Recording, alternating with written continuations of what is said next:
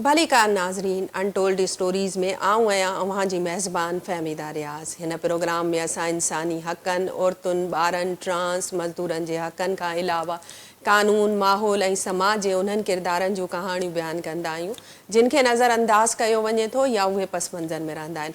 असांजो मक़सदु उन्हनि किरदारनि जी जदोजहद खे मंज़र ते आणणु आहे। नाज़रीन, अनटोल्ड स्टोरीज़ में अॼु असां औरत मार्च जी कहाणी ॿुधंदासीं ऐं ॾिसंदासीं त ही जेको तहरीक आहे उन कीअं जनम वरितो ऐं छो जनम वरितो ऐं हुन जा जेके नतीजा छा निकिता ऐं अॼु उहा तहरीक जेकी आहे उहा कहिड़े सिचुएशन में आहे ऐं किथे बीठल आहे।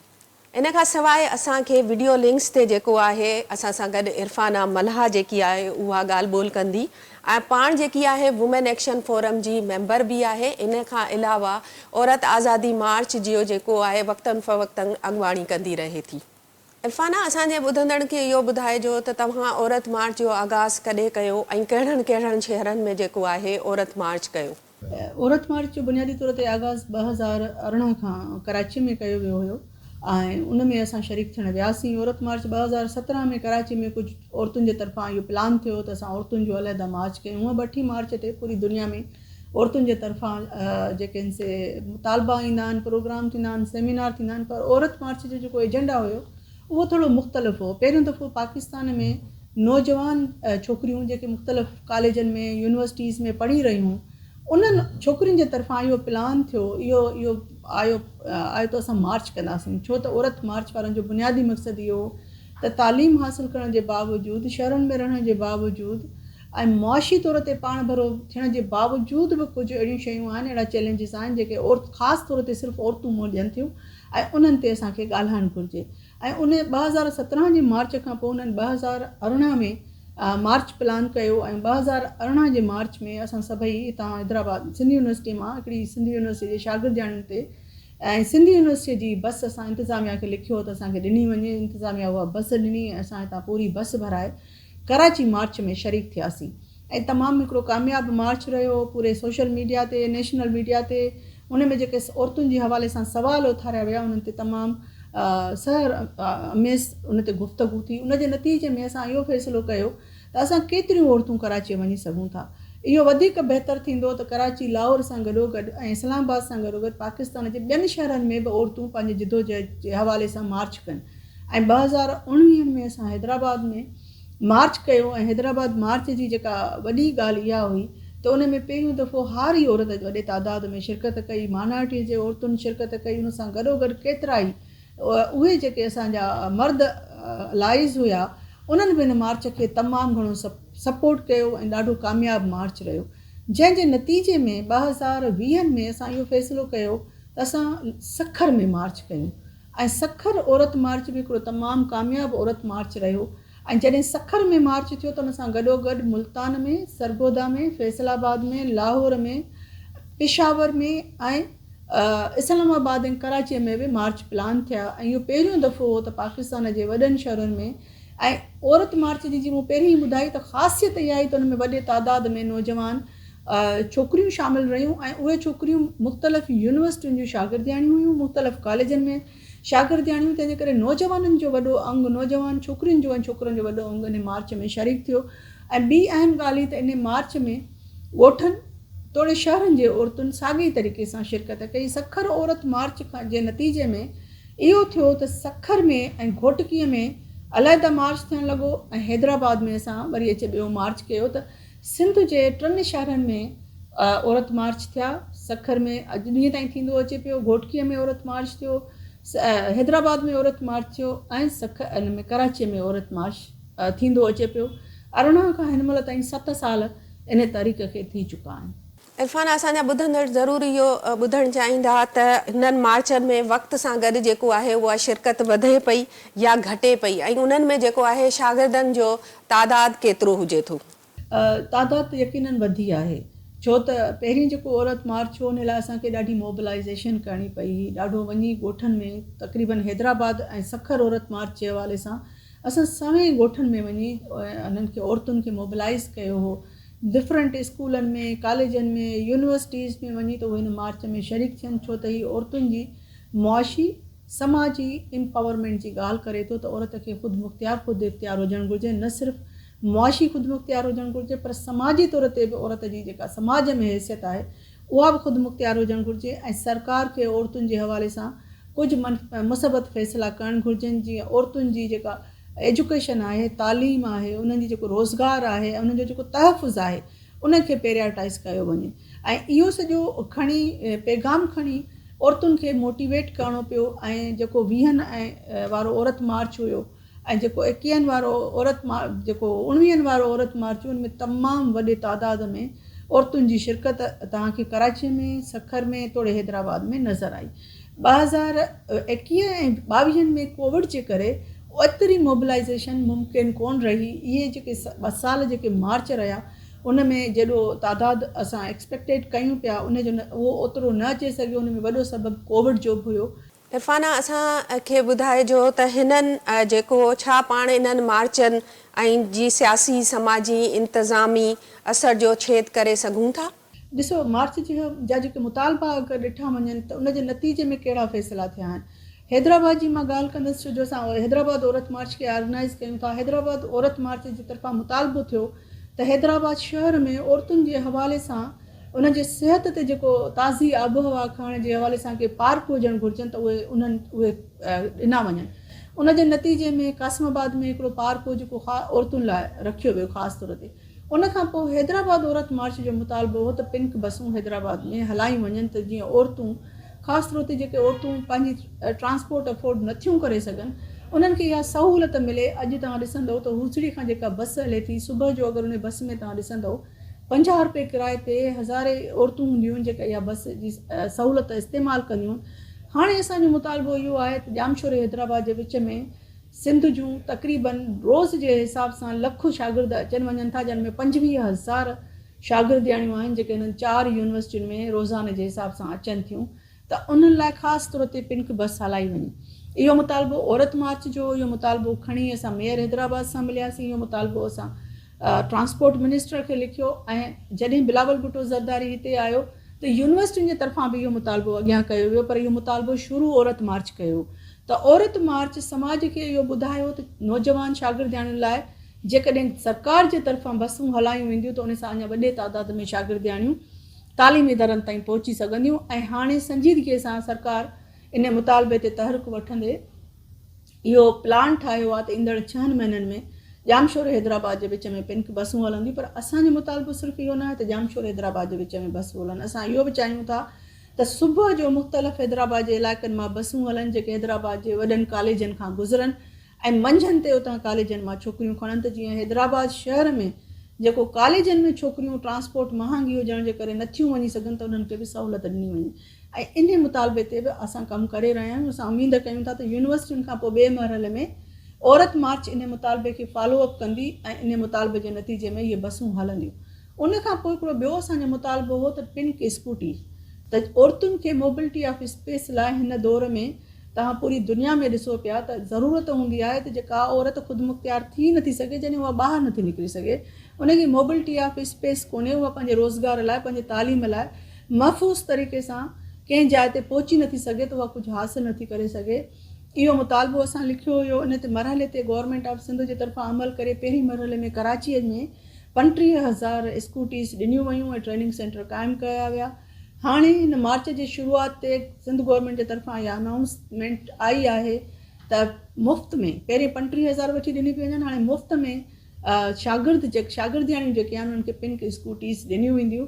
असां हिन मुतालबे जी आजियां कयूं था, पर इहो बि मुतालबो कयूं था त सिंध जे हर वॾे शहर में, सखर में, हैदराबाद में या डिस्ट्रिक्ट हेडक्वार्टर में नंढा ट्रेनिंग सेंटर जीअं कराची में क़ाइमु कया विया आहिनि त उहे जेके आहिनि से न्याणियुनि खे जीअं उहा ट्रेनिंग वठी सघनि स्कूटीज़ जी, उन्हनि खे लाइसेंस ॾिना वञनि। ऐं इन जेका इहो ऐलान आहे इहो कराचीअ समेत पूरी सिंध में शागिर्दियाणियुनि खे इहा सहूलियत सेंटर ॾिना वञनि त उहे अप्लाई करे सघनि। त मां सम्झां थी त अगरि इन मार्च जे नतीजे में ख़ासि तौर ते नौजवान औरतुनि जे हवाले सां अगरि एतिरा अचीवमेंट्स थिया आहिनि त मां इन जदोजहद में असांजो वेसाह पुख़्तो थियणु घुरिजे। ऐं औरतुनि जे हवाले सां जेके असांजा ॿिया मुतालबा आहिनि, जंहिंमें हारी औरतुनि खे ज़मीनूं आहिनि, हारी औरतुनि खे जेके औरतूं घरनि में वेठियूं उन्हनि खे ॿियूं स्किल डेवलपमेंट जूं ट्रेनिंग आहिनि, उन सां गॾोगॾु असांजा जेके मुतालबा आहिनि त औरतुनि ते तशदुद जंहिंमें वाधारो थी रहियो आहे उन लाइ अलहदा कोर्टूं क़ाइमु कयूं वञनि त इहे केस जल्दी निबिरजी वञनि। इन्हनि मुतालबनि ते बि असांजी जिदोजहद जारी रहंदी। वॾी महिरबानी इरफाना, असां सां तव्हां ॻाल्हि ॿोल कई ऐं पंहिंजो जेको आहे एॾो सुठो आउटपुट रखियो हिते, ऐं असांजा ॿुधंदड़ ज़रूरु हिन मां जेको आहे फैज़ियाब थींदा। वीडियो लिंक्स ते जेको ॻाल्हि ॿोल कंदासीं ज़हरा ख़ान सां कंदासीं। ज़हरा ख़ान जेकी आहे मज़दूर अॻवान आहे, इन खां अलावा होम बेस्ड वर्कर ते हुननि जो ॾाढो कमु आहे। अचो त हुननि खां सवाल पुछूं था। ज़हरा ख़ान, हमें ये बताइएगा कि आप मज़दूर ख़वातीन की क़यादत करती हैं, क्या जो दीगर मार्चेस होते हैं उनके मुतालबात और आपके मुतालबात में कोई फ़र्क होता है या उनमें जो है एक जैसे मुतालबात होते हैं?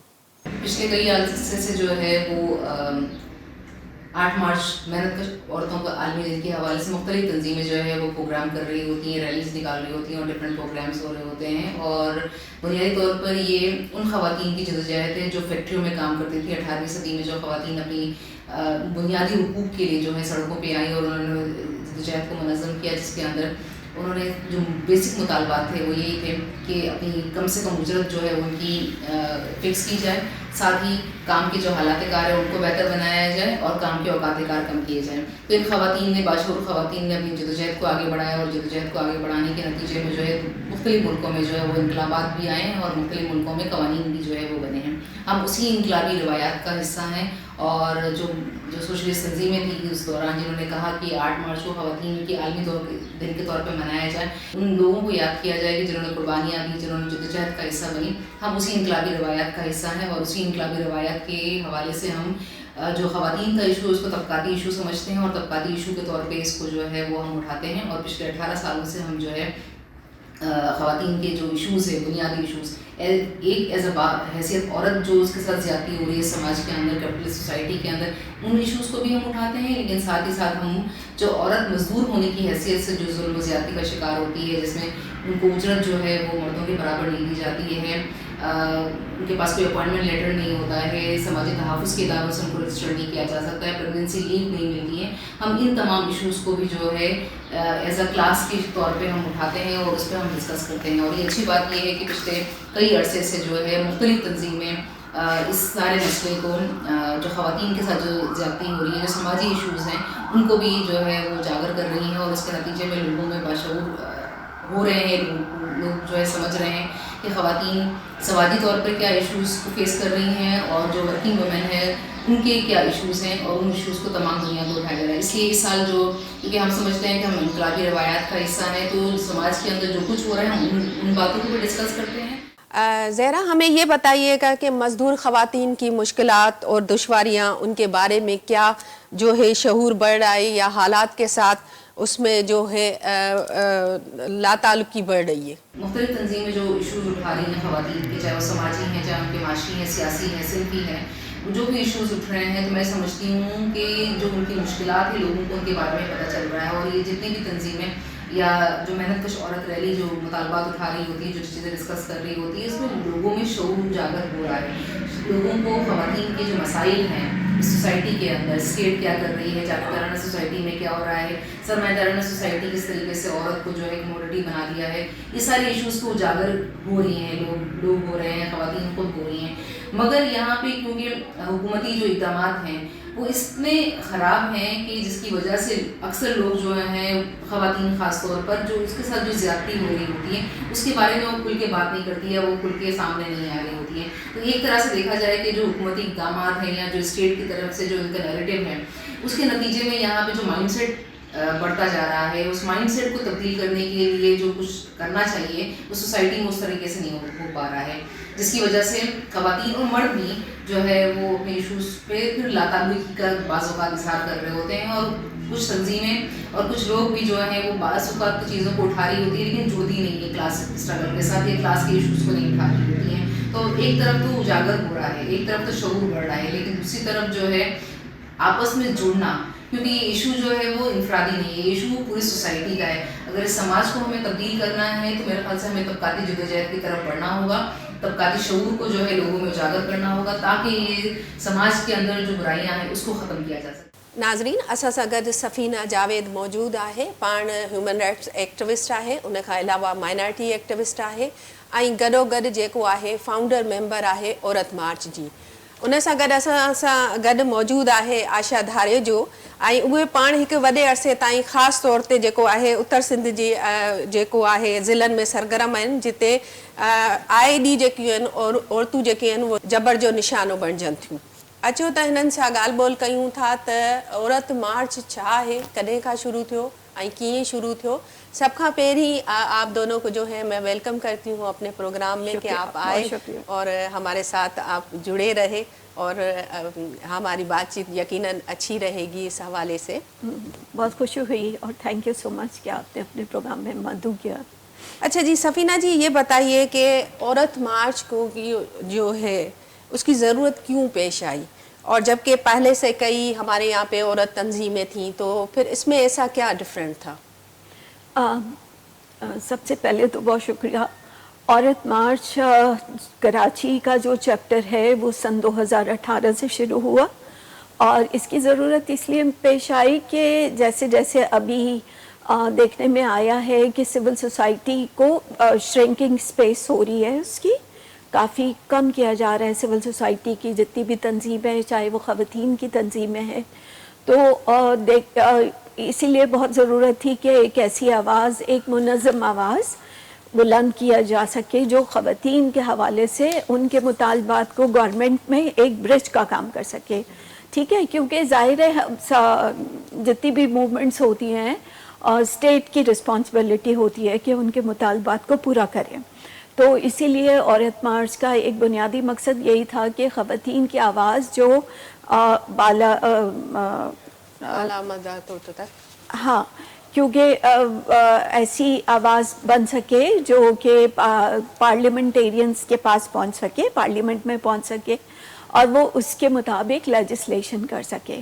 तो तब से ही इसका आगाज़ हुआ और सन 2018 ही से ख़वातीन ने बड़े जोश व खरोश से इसमें हिस्सा लिया और पहले ही मर्तबा हमने एक बहुत बड़ा अचीवमेंट था कि सन 2018 से ही तकरीबन 5000 के करीब ख़वातीन थी जो हमारे मार्च में शरीक हुई थी। पहले मार्च में 2018 के मार्च में जी।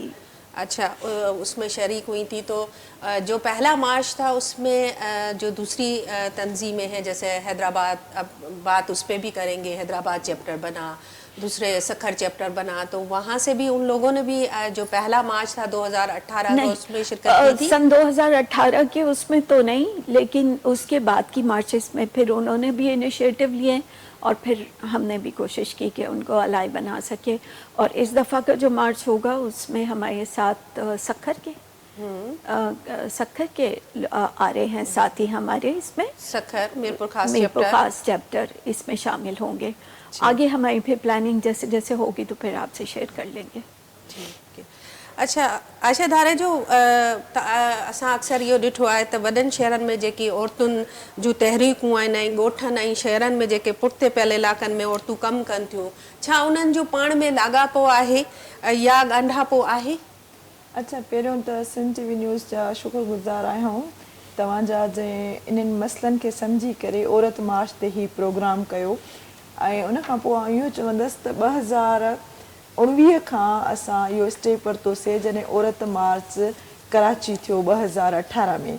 तॾहिं 2019 में असां सोचियोसीं त जॾहिं कराचीअ में औरत मार्च थी सघे थो पियो, हैदराबाद में थी सघे थो, इस्लामाबाद में थी सघे थो, त सखर में छो न? उन पुठिते पियल औरत जो आवाज़ असेंबलियुनि ताईं, सेनेट ताईं, पार्लियामेंट ताईं, मीडिया ताईं छो न पहुचे? त असां उन में इनिशिएटिव वरितोसीं। 2019 में असां पूरे सिंध तरफ़ां औरत कॉन्फ्रेंस कराई हुईसीं। 2020 में असांजो बाक़ाइदा औरत मार्च स्टार्ट थियो सखर में, ऐं उन खां पोइ असांजो ॿियो मार्च जेको हुयो उन में 2021 में कश्मीर में थियो, उन खां पोइ घोटकीअ में थियो, उन खां पोइ असांजो औरत मार्च लाड़काणे में थियो, ऐं हाणे असां रमज़ान जे करे जेको आहे उहो औरत कॉन्फ्रेंस रिसेंटली 26 जेको आहे त फेब ते असां मीरपुर माथेले में करे आया आहियूं। त तव्हां ॻाल्हि कई त ॻांढापे जी ज़ाहिरी आहे, असां हिकिड़े ई पेज ते आहियूं त असांखे औरतुनि जे हक़नि जी ॻाल्हि करणी आहे, असांखे आला अख़्तियारनि ताईं उहा ॻाल्हि पहुचाइणी आहे त औरत, ॻोठाणी औरत ऐं शहरी औरत जे मसइलनि में कहिड़ा फ़र्क़ु आहिनि, ऐं ॻोठाणी औरत जेके रोज़ कारी करे मारी वञे थी, जंहिंसां ॾाढ थिए थो, जंहिंसां ज़बरदस्ती थिए थी, जंहिंसां डोमेस्टिक वायलेंस थिए थो पियो, जंहिंसां रेप थिए थो पियो, त उहा औरत कहिड़नि तकलीफ़नि में आहे। ऐं इन खां अलावा कराची औरत जा मसइला कुझु थोरा डिफरेंट आहिनि। उन खां असां जॾहिं हैदराबाद खां अॻिते अचूं था त उतां जी औरत जा मसइला तमामु घणा डिप्रेस्ड आहिनि, एतिरे क़दुरु जो हू साह बि नथी खणी सघे, एतिरे क़दुरु जो हुनखे कमाइण जा ज़रिया न आहिनि, नौकिरी करणु, अॻिते वधण जा वसीला कोन्हनि, मुआशी तौरु हू पुठिते पियल आहे, उहा हिकिड़ो वखर सम्झी वञे थी पई।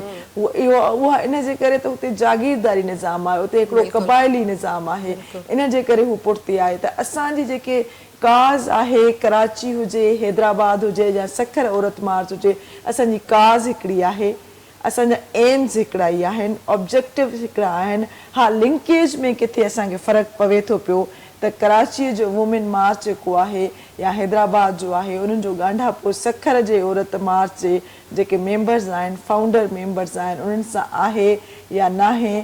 पर असां इहो इन ते यकीन रखूं था त जेसिताईं असांजो अलायंस मज़बूत थींदो, असां हिक ॿिए सां जुड़ियल रहंदासीं, हिक ॿिए जे मसइलनि खे ओन कंदासीं ऐं उन ई तरीक़े सां हिकिड़ो माना बेस ठाहींदासीं त असां ॻोठाणी कराची औरत मार्च सिर्फ़ु कराची ऐं हैदराबाद या सिंध जी औरत, अपर सिंध या इलियट क्लास जी औरत जा मसइला न रखे, पर उनखे हाणे हारी मज़दूर, ॻोठाणी औरत, कबीलाई जेको ॾाढ जे वर चढ़ियल औरत, जागीरदारी ॾाढ जे वर चढ़ियल औरत, कारी जेके कयो थो वञे सो कॉल्ड इज़त जे नाले ते, उन औरत खे बि ओन करे उन जा मसइला बि खणणा पवंदा ऐं उन्हनि ते बि ॻाल्हाइणो पवंदो त असांजी सिंध में हर रोज़ 4 औरतूं मारी वञनि थियूं पियूं ऐं उन्हनि सां असांजा ब्रिजिस अञा मज़बूत थींदा।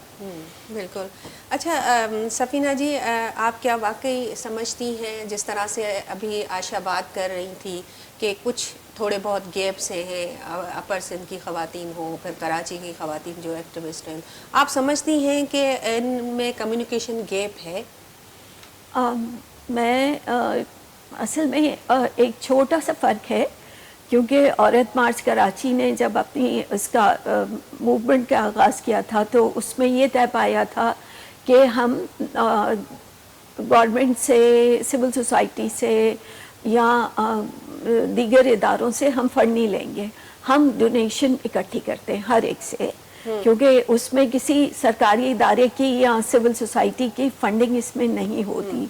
तो इस बुनियाद के ऊपर हम उनको भी, जो हमारे चैप्टर हमारे साथ आ रहे हैं, हम उन्हें भी बताएंगे, क्योंकि फिर अगर हम गवर्नमेंट से या कहीं से फंड लेते हैं तो वो फिर डोमिनेट करने लग जाते हैं, अपने एजेंडे हमारे एजेंडों में शामिल करते हैं।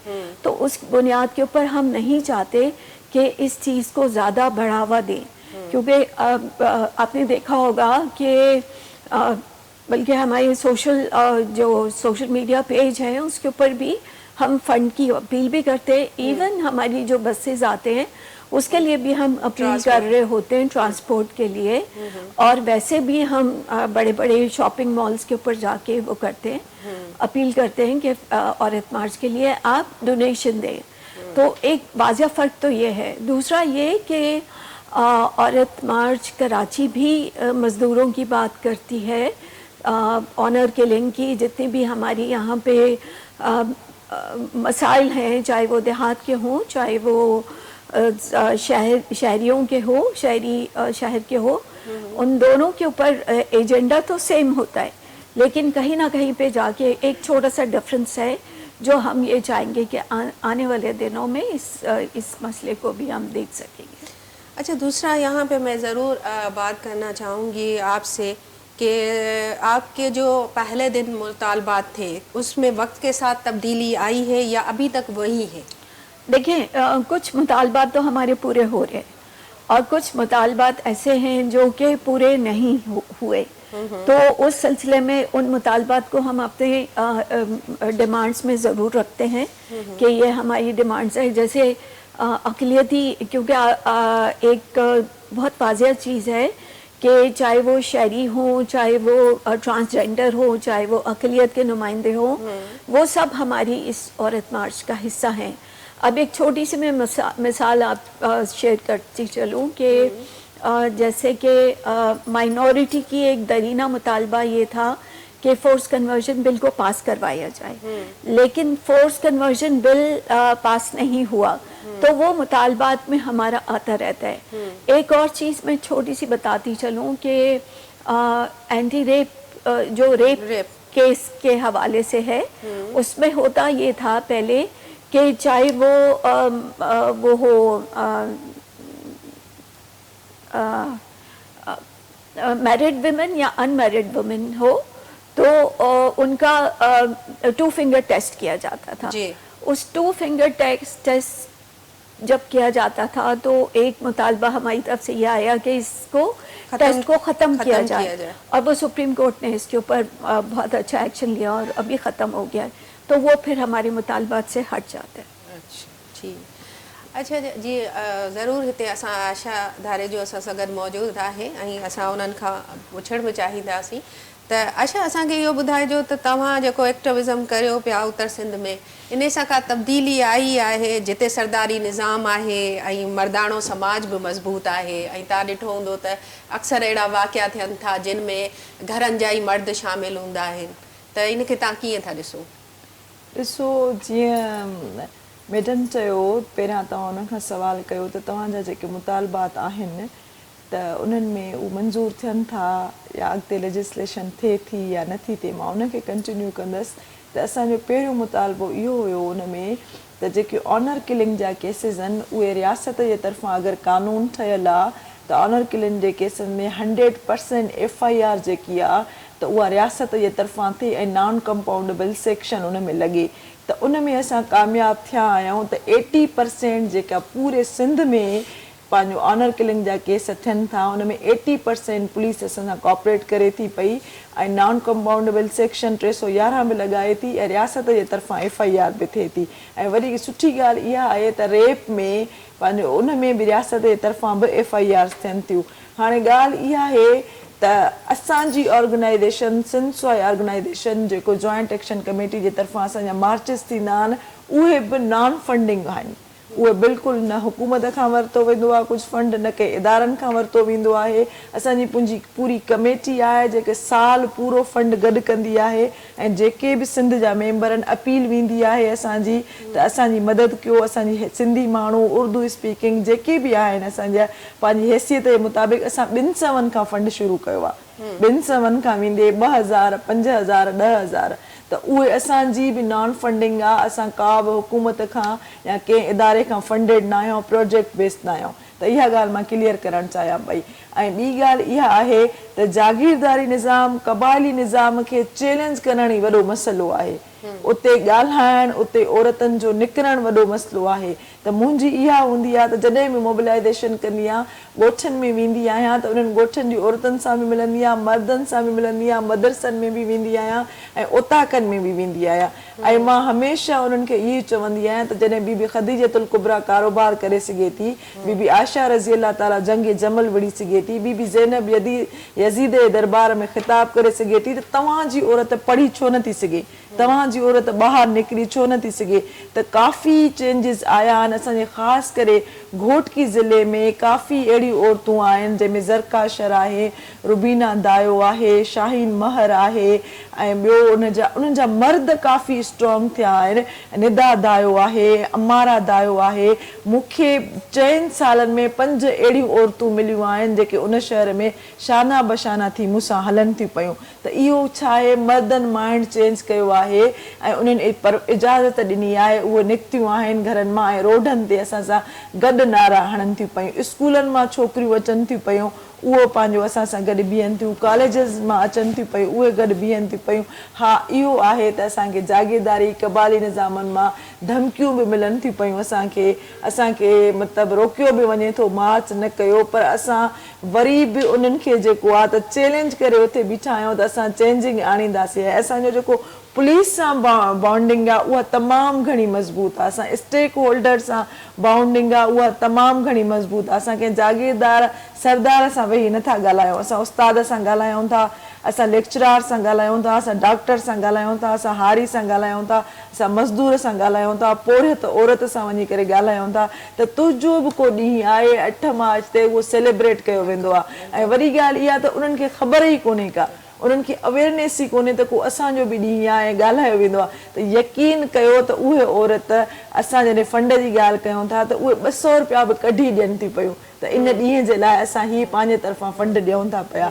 उन खां अलावा कश्मीर ज़िले में काफ़ी चैलेंजिस आया आहिनि, चेंजिस आया आहिनि ऐं असांजी उते बि तमामु मज़बूत बाउंडिंग ठही आहे ऐं हिकिड़ो जेको आहे मज़बूत असांजो ग्रुप ठहियो आहे। ऐं उन्हनि जी वॾी ॻाल्हि इहा आहे त असां मां ज़िक्र कंदसि, नाला न खणंदसि, उन में इलाही बलोच कास्टूं आहिनि, उन्हनि मां उहे पंहिंजा ॿार वठी करे असांजे मार्चनि में शरीक थिया आहिनि ऐं उन्हनि जे तरफ़ां उन्हनि खे भले थ्रेट मिलिया आहिनि तॾहिं बि चेंजिंग आई आहे। असां पढ़ियल लिखियल वटि वञूं था, असां सभ खां पहिरियों असां सम्झंदा आहियूं त किथे चेंज आणो आहे त असां उन्हनि जे सेशन कोर्ट, हाई कोर्ट, उन्हनि बार में वञूं, उते असां ॻाल्हायूं, उते असां ॻाल्हायूं था पिया, डॉक्टर्स असां वटि वञूं था पिया।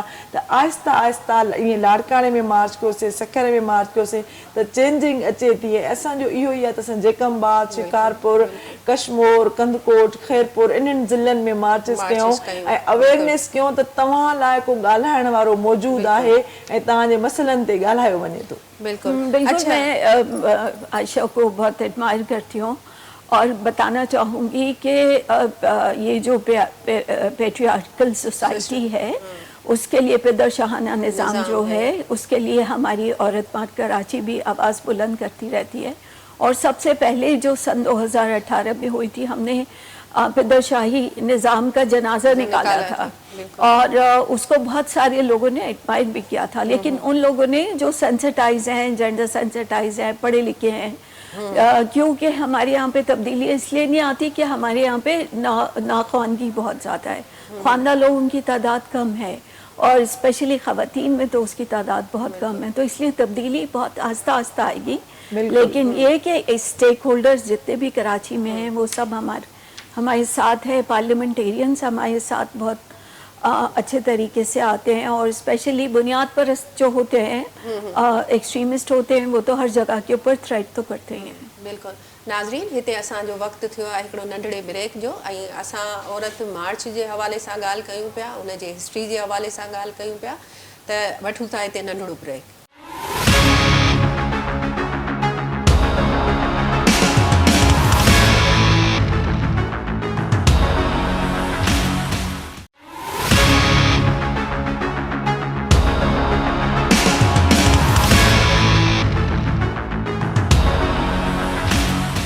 वेलकम बैक टू नाज़रीन। ऐं असांजी ॻाल्हि ॿोल हले पई औरत मार्च ते, ऐं औरत मार्च जेको कराची खां शुरू थियो आहे, कश्मीर ताईं हले पियो, ऐं उन जे पोयां कहिड़ियूं अहिड़ियूं वजूहात आहिनि उन्हनि ते बि ॻाल्हि ॿोल हले पई।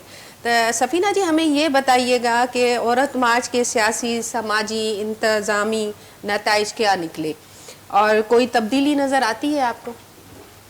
हाँ बिल्कुल, तब्दीली इस तरह से है कि जैसे जैसे हमारे सन 2018 से सन 2025 तक है, तो हमारे मुतालबात में एक बहुत बड़ी तादाद में एक तो इजाफा भी हुआ है, उसमें तब्दीली भी आई है, लोगों की सोच में भी तब्दीली आई है और बहुत सारी कम्युनिटी की औरतें और बाकी दूसरी यूनिवर्सिटीज़ और कॉलेजेस की बच्चियां वो भी हमारे साथ बड़ी तादाद में शामिल होती हैं।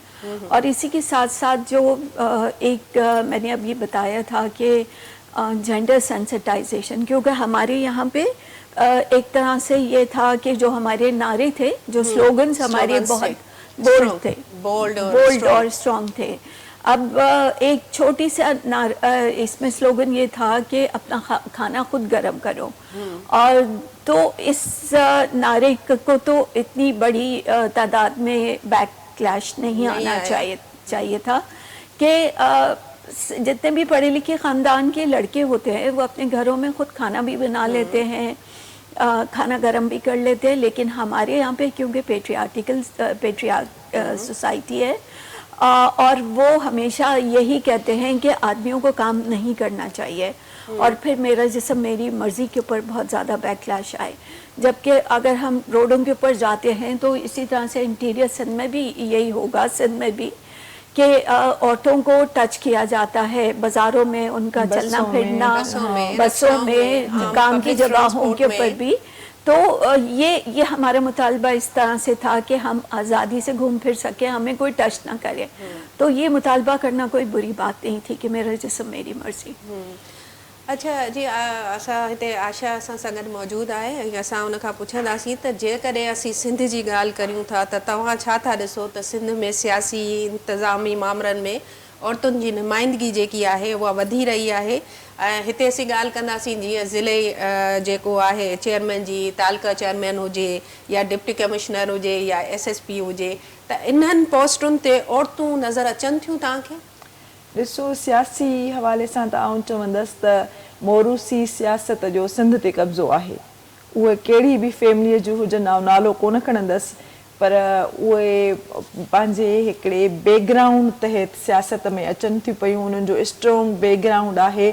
तव्हां कॾहिं बि उहा औरत कामयाबु थींदे असेंबलियुनि ताईं कोन ॾिठी आहे जंहिं क़ौमी सियासत कई, जंहिं नंढे खां वठी करे पंहिंजो बराबरी, हक़ ऐं सच जी ऐं इंसानियत जी ॻाल्हि कई। उनखे उहा एप्रिसिएशन नथी मिले, उनखे उहा मोट नथी मिले। त आउं चवंदसि त मोरूसी सियासत खे ख़तमु करे असांजी सिंध जी पार्टियुनि, छा पाकिस्तान जी पार्टियुनि में उन्हनि औरतुनि खे आणियो वञे जेके अहिल आहिनि, जेके ग्राउंड ते कमु करनि थियूं पियूं, जेके औरतुनि जे हक़नि लाइ, इंसानी हक़नि लाइ, अक़लियतनि जे हक़नि लाइ, मज़हबनि जे हक़नि लाइ, ट्रांसजेंडर जे हक़नि लाइ आवाज़ उथारनि थियूं। त मोरूसी सियासत छायल आहे ऐं उहा मज़बूतीअ सां छायल आहे। ऐं ॿी ॻाल्हि त टाउन कमेटीज़ में, चेयरमैन्स में तमामु घटि औरतूं आहिनि। मूंखे त हेॾे पंहिंजो सिंध में नज़र ई कोन थियूं अचनि पियूं। हाणे ट्रेंड थोरो शुरू थियो आहे त असां वटि डिप्टी कमिश्नर्स औरतूं आयूं आहिनि, जंहिंमें पंहिंजो पन्नू आकिल में आहे, निदा आहे, उहा पंहिंजो तमामु सुठे नमूने कमु करे पई। उनखां पोइ असां वटि CSS ऑफिसरनि में अलीना राजपर आहे, माजिदा हाले पोटो आहे ऐं सुहाई अज़ीज़ टालपुर आहे, ऐं उनखां पोइ ॿी सोढर छोकिरी हिकिड़ी आई आहे, उहा आई आहे। त काफ़ी छोकिरियूं अचनि थियूं पियूं। जेसि ताईं वालदेन में अवेयरनेस न ईंदी, अच्छा उन प्रोफेशन खे ग़लति सम्झो थो वञे त पुलिस मतिलबु हरासमेंट, ईअं न आहे। माहौल पाण ठाहिबो आहे। तव्हांजी नियाणियूं जॾहिं CSS करे वेंदियूं ऐं एॾी आला तालीम में एॾे वॾे पंहिंजो स्कोप तां निकिरी करे उते वेंदियूं त हू पाण मज़बूत हूंदियूं ऐं हू मज़बूतीअ सां निज़ाम ठाहींदियूं। असांजी औरत में, असांजी छोकिरियुनि में एतिरी जुरत आहे जो अॻिते थी बीही करे मर्दनि खां वधीक हू सुठी लेजिस्लेशन करे सघनि थियूं पियूं। त हाणे चेंजिस अचनि थियूं। CSS PCS में असां वटि ASP ऐं असां वटि पंहिंजो DSP छोकिरियूं आहिनि। असांजी शिकारपुर में पंहिंजो हिकिड़ी DSP अदी आहे, पारस बखराणी आहे। उसका प्रपोर्शन कितना होगा, परसेंटेज कितनी होगी इसकी? परसेंटेज बहुत कम है, बहुत कम है, परसेंटेज बहुत कम है, वो नहीं है। बढ़ाने की जरूरत है, इनको आगे बढ़ाने की जरूरत है, एजुकेशन पे काम करने की जरूरत है, और हमें स्कूलों में जाना है, कॉलेजेस में जाना है, यूनिवर्सिटी में जाना है, जागृता मुहिम चलानी है। ऐं असांखे उते वञणो आहे, असांखे मर्द खे ॿुधाइणो आहे। ऐं मां वॾी ॻाल्हि इहा कंदसि फ़हमीदा तव्हांजे प्रोग्राम जे हवाले सां, त पहिरियां त इहो ई कोन मञियो वेंदो त बराबरी जी ॻाल्हि कहिड़ी थी करे औरत, उनखे कहिड़ी बराबरी खपे, उनखे घर में त सभु कुझु मिले थो। पर हाणे जॾहिं असां इहो नारो था हणूं त औरत खे औरत सम्झो वञे, उनखे इंसान सम्झो वञे, उनखे फ़र्द सम्झो वञे, उनखे जिन्स तौरु न वरितो वञे, त हाणे इहे असांजूं ॻाल्हियूं उत्तर सिंध में, हैदराबाद में, कराचीअ में ॿुधियूं वञनि थियूं पियूं। असांजी बराबरीअ जी बुनियाद खे कंहिं क़दुरु उहे फेमिनिस्ट मर्द, कम्युनिस्ट मर्द, उहे एजुकेटेड मर्द सम्झनि था, पर उन्हनि जे अंदर में जेको मर्द वेठो आहे न, पेट्रियार्ची मर्द, उहो उनखे क़बूल करणु कोन थो ॾिए पियो त औरत कहिड़ी बराबरी चाहे थी पई। त चेंजिस अचनि थियूं पियूं, पर मां वरी बि चवंदसि त सिंध जी सियासत ते मोरूसी सियासत जो ग़लबो आहे। जेसि ताईं इहो न लहंदो ऐं असांजी जेकियूं बि पार्टियूं उनखे सोचणु खपे त उहा औरत असांखे अॻिते आणणी आहे जेकी पंहिंजो सिंध जे हक़नि जी ॻाल्हि करे थी, जेके पाकिस्तान जे हक़ जी ॻाल्हि थी करे। ऐं ॿियो इहो त सियासी शऊर ॾियणो आहे असांखे पंहिंजी नियाणियुनि में, त जीअं हू अॻिते अचनि। हाँ सफीना जी, यहाँ पे बस क्योंकि हमारा प्रोग्राम का वक्त ज़ाहिर है थोड़ा महदूद होता है, तो मैं आपसे यहाँ पे एक सवाल करना चाहूँगी कि औरत 5 पर एक तनकीद है کہ یہ ایک دن کا ایونٹ ہوتا ہے اور یہ تحریک کی شکل اختیار نہیں کر پایا آج تک، تو اس پہ حوالے سے آپ کیا کہیں گی؟ ہاں، جو یہ تنقید کرتے ہیں انہیں ہمارے سوشل میڈیا پیجز کے اوپر بھی دیکھنا چاہیے، اور دوسرا یہ کہ جو ہمارے وقتاً فوقتاً عورت مارچ سے ہٹ کے پروگرام ہوتے ہیں ان کو بھی دیکھنے کی بہت ضرورت ہے، جو ہم مطالبات بھی کرتے رہتے ہیں. اور جیسے کہ ہراسمنٹ کے بہت سارے کیسز ہوئے تھے، نور مقدم کے اس کے لیے ہم نے آواز بلند کی تھی. پھر جتنے بھی ریپ کیسز ہوتے ہیں اس میں اویئرنیس ریزنگ بہت ہوئی ہے. وکٹم بلیمنگ کی جو ہم نے بات کی تھی وہ عورتوں کو بہت زیادہ سمجھ آئی ہے کہ ہمیشہ یہی کہتے تھے کہ جی یہ عورت ہی خراب ہے جو باہر نکلتی ہے جبھی تو ان کے ریپ ہوتے ہیں. تو ہم نے پھر ان کو شعور اس طرح سے فراہم کیا تھا کہ 6 مہینے کی بچی کون سی باہر نکلی ہوگی اور کس طرح کے اس نے کپڑے پہنے ہوئے تھے. اور پھر دوسری چیز یہ ہے کہ ہماری تو عورتیں قبروں میں بھی محفوظ نہیں ہوتی، اور کس طرح سے یہ کہتے ہیں. اور دوسرا یہ جو تنقید کرتے ہیں انہیں پتہ ہونا چاہیے کہ ہم لوگ پورے سال کہیں نہ کہیں پہ، کیونکہ ہم نے اپنی عورت مارچ کا جو ہے ڈیمانڈز اس کو محدود نہیں کیا ہوا. ہم نے جہاں پہ انکروچمنٹ ہوتی ہے، چاہے وہ گجر نالہ ہو، چاہے میران ٹاؤن ہو، چاہے وہ کسی بھی ایریا میں ہو، ہم وہاں کی خواتین کے لیے آواز بلند کرتے ہیں، ان کے ساتھ جا کے ان کے مطالبات کو اعلیٰ حکام تک پیش کرتے ہیں، پروٹیسٹ میں ان کے شامل ہوتے ہیں، خود منعقد بھی کرتے ہیں. اور ساتھ ساتھ میں ہماری ریسرچ ورک بھی کام شروع ہے، اور کچھ ہم خواتین کو یونائٹ کر کے ان کے لیے جیسے ہوم بیس ورکرز کی خواتین ہیں ان کے لیے یونین بنانے کی بات کر رہے ہیں. بہت بہت شکریہ سفینہ جی، آپ نے اپنے وقت میں سے ہمیں وقت دیا، اور سب जेको आहे आशा तव्हांजो महिरबानी तव्हां प्रोग्राम में आया ऐं इन हवाले सां तव्हां ॻाल्हि ॿोल कई त औरत मार्च छा आहे, कीअं शुरू थियो, कॾहिं खां शुरू थियो, उन जे पोयां पस मंज़र छा हो, त तव्हां ॿिन्हिनि जी महिरबानी.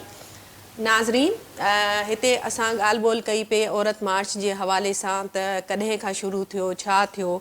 त नाज़रीन, यकीनन इहो जेको सफ़र आहे उहो तवील ऐं अड़ांगो आहे, ऐं उन में वक़्त सां गॾु किथे जेको आहे मुख़ालिफ़ ऐं शिदत पसंद बि नज़र अचे थी. पर जेको आहे असांजूं भेनरूं न्याणियूं ज़िंदगी जे हिन मैदान में मुसलसल जेको आहे उहो जदोजहद करे रहियूं आहिनि ऐं अॻिते अची रहियूं आहिनि. उन्हनि जी सिर्फ़ु हिकिड़ी ई इहा डिमांड आहे, बराबरी ऐं सरासरी. पंहिंजी होस्ट फ़हमीदा रियाज़ खे इजाज़त ॾींदव. अला भाई.